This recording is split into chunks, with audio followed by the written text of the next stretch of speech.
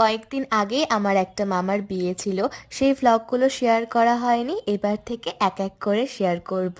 তো আজকে শেয়ার করছি গায়ে হলুদের দিনটা। ছিল 20 ফেব্রুয়ারি। আমরা সবাই মিলে রেডি হয়ে পৌঁছে গেছিলাম বিয়ে বাড়িতে, কিন্তু তখন কিছুই শুরু হয়নি। তাই আমরা জলখাবার খেয়ে নিলাম। জলখাবার খাওয়ার কিছুক্ষণ পর সব কিছু স্টার্ট হলো।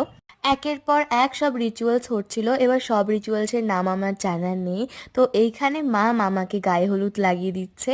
তো এই সব করার পরে স্টার্ট হলো ফটোশ্যুট।